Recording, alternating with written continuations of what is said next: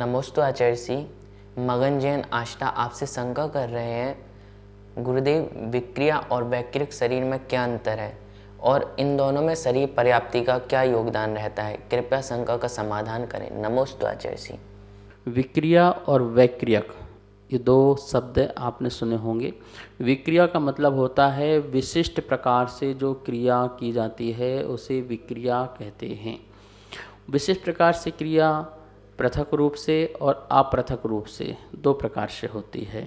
मतलब अपने शरीर में ही विशिष्ट प्रकार से जो है रूप आदि को चेंज करना, वो अपृथक हो गई, और अपने शरीर के अलावा और भी अन्य शरीर या कुछ भी बनाएं वो पृथक रूप से हो गई। तो दो प्रकार से देखो, विक्रिया जो होती है वो मनुष्यों को भी हो सकती है, जैसे चक्रवर्ती करते हैं, ठीक। औदारिक शरीर वाले को भी हो सकती है, और देवों को तो होती ही होती है, और नारकियों को भी होती है। लेकिन वैक्रियक जो शरीर है वो मात्र देव और नारकियों को होती है। देव जो है पृथक अपृथक दोनों प्रकार से जो है वैक्रियक कर सकते हैं, अर्थात विशिष्ट क्रिया कर सकते हैं, और नारकी जो हैं वो पृथक नहीं करते हैं, वो अपृथक रूप से, मतलब कि अलग से नहीं करते हैं, वो वैक्रियक शरीर। तो देव और नारकियों को जो शरीर होता है वो वैक्रियक शरीर होता है। शरीर पर्याप्ति का इसमें क्या योगदान है? देखिए, शरीर का पर्याप्ति का ही तो महायोगदान है कि जो शरीर पर्याप्ति मतलब उस प्रकार के परमाणुओं का जो कलेक्शन है आहार वर्गणा के माध्यम से, जो इस प्रकार के परमाणु आते हैं जिससे शरीर का निर्माण होता है, वो शरीर पर्याप्ति। और उस शरीर पर्याप्ति के माध्यम में मतलब उसमें इतनी उपादान शक्ति होती है कि आत्मा में जो शक्ति प्रकट हुई है उस शक्ति की अभिव्यक्ति उस विक्रिया या वैक्रियक शरीर से हो सके। तो इसमें उपादान कौन सा कार्य करेगा? तो ये पर्याप्ति शरीर करेगा। यदि पर्याप्ति शरीर ही नहीं होगा जीव के पास, तो वो किस प्रकार से अपनी आत्मा की जो शक्ति है उसको अभिव्यक्त रूप से शरीर आदि के माध्यम से कर पाएगा। इसलिए पर्याप्ति शरीर का बहुत ही ज़रूरत है, चाहे वो औदारिक शरीर वाले विक्रिया को हो और चाहे वो वैक्रिक शरीर वाले विक्रिया को हो। उन दोनों को ही पर्याप्त शरीर की अपनी अहम भूमिका होती है, जिसके माध्यम से परमाणुओं का जो है जुड़ना बिखरना आदि कार्य होता है। नमोस्तु आचार्य जी। रोशन लाल जैन सौगाणी आपसे शंका कर रहे हैं, गुरुदेव, हम देखते हैं दुनिया में कोई भी चीज़ शाश्वत नहीं है। घर, मकान, दुकान, परिवार आदि सब आते हैं चले जाते हैं, लेकिन क्या दुनिया में कोई ऐसी चीज़ भी है जो शाश्वत हो, जो हमेशा हमारे साथ रहे? कृपया शंका का समाधान करें। नमोस्तु आचार्य जी। शाश्वत, शाश्वत मतलब सदा, जिसका अस्तित्व सदा ही रहे वह शाश्वत है, मतलब नित्य। देखिए, जैन आगम में 6 द्रव्य बताई गई हैं जो सदा शाश्वत और नित्य हैं। जीव, पुद्गल, धर्म, अधर्म, आकाश और काल, ये 6 द्रव्य होते हैं। ये 6 द्रव्य जो हैं त्रैकालिक हैं, शाश्वत हैं। इन द्रव्य का कभी भी संसार से अभाव नहीं होगा और ना ही कोई नई द्रव्य संसार में प्रकट होगी। जितने जीव हैं उतने ही हैं, उससे ना कम होंगे ना ज़्यादा होंगे। अक्षय अनंत जीव राशि।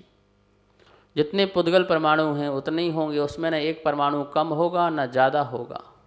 आकाश अखंड है, धर्म अधर्म द्रव्य अखंड है, काल द्रव्य जो है काल अणु के रूप में हैं, अणु के रूप में हैं, असंख्यात हैं, वो उतने ही हैं।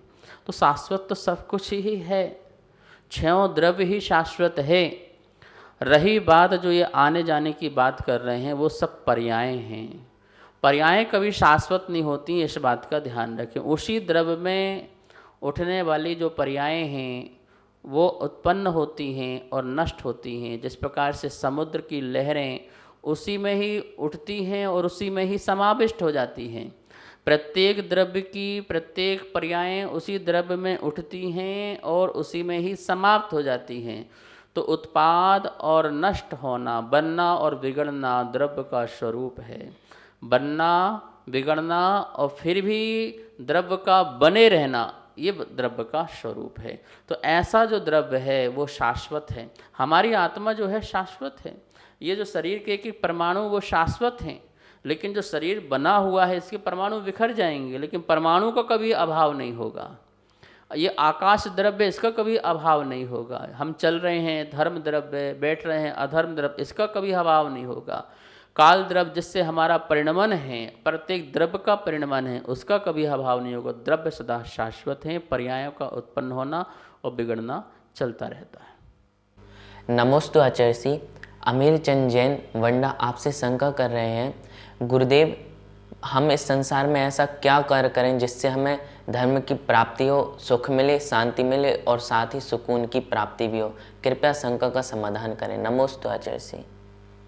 इस प्रकार का जो प्रश्न है शायद सभी का होगा। सभी सुकून की ज़िंदगी चाहते हैं। देखिए, सुकून तब मिलता है जब आप हर किसी को सुकून से रहने दो, जीने दो। यदि आप और आपके आसपास रहने वाले लोग जो हैं वो सुकून से नहीं रह पाते हैं, इसका मतलब है कि आप उनको सुकून से जीने नहीं देते हैं। तो दूसरों को शांति से जीने दो, आपको अपने आप शांति मिल जाएगी। दूसरों को अपना जीवन जीने दो, आप उसके जीवन में किसी प्रकार का विघ्न बाधा ना पहुंचाएं, तो आपके जीवन में कोई विघ्न बाधा नहीं पहुंचा सकता है। और रही बात धर्म से शांति मिलती है, ये बिल्कुल बात निश्चित है। आप धर्म करेंगे, धर्म का मतलब है क्षमता भाव। धर्म क्या है? क्षमता भाव। ऐसा प्रवचन सार में आचार्य कुंदकुंद स्वामी ने कहा है कि धर्म जो है वो क्षमता भाव है। यदि हमारा सब जीवों के प्रति साम भाव आता है, किसी के प्रति राग नहीं, किसी के प्रति द्वेष नहीं, तो निश्चित ही ऐसा साम भाव हमें शांति देगा, सुकून देगा। तो आप समता भाव से रहिए और फिर देखना ये क्षमता ही हमारे जीवन में आनंद पैदा करेगा और इससे हमें सुकून की प्राप्ति होगी। सभी को सादर जय जिनेंद्र। आप नित्य आगम धारा शंका समाधान पूज्य गुरुदेव के मुखारबिंद से सुन रहे हैं और अपनी शंकाओं का आगम के अनुसार समाधान पा रहे हैं। और पूज्य गुरुदेव की 6 डाला की पाठशाला भी आप आदिनाथ टीवी चैनल के माध्यम से नित्य देख रहे हैं और घर बैठे स्वाध्याय कर रहे हैं। अगर आपको पाठशाला संबंधित कोई भी शंका आपके मन में उत्पन्न हो रही है तो आप हमें नीचे दिए गए नंबर पर भेज सकते हैं और अन्य सभी शंकाएं हमें भेज सकते हैं और आपको उन शंकाओं का आगम के अनुसार समाधान प्राप्त होगा पूज्य गुरुदेव के मुखारविंद से और आदिनाथ टीवी चैनल के माध्यम से। आप इस कार्यक्रम के पुण्यार्जक भी बन सकते हैं और पूरे देश में अपना नाम प्रसारित करा सकते हैं। अगर आप इस कार्यक्रम के पुण्यार्जक बनना चाहते हैं तो हमें नीचे दिए गए नंबर पर संपर्क करें। 1 महीने के लिए 11,000 रुपये की राशि के माध्यम से आप पुण्यार्जक बन सकते हैं और अपना नाम आदिनाथ टीवी चैनल के माध्यम से पूरे विश्व में प्रसारित कर सकते हैं। जय जिनेंद्र। इस कार्यक्रम के पुण्यार्जक थे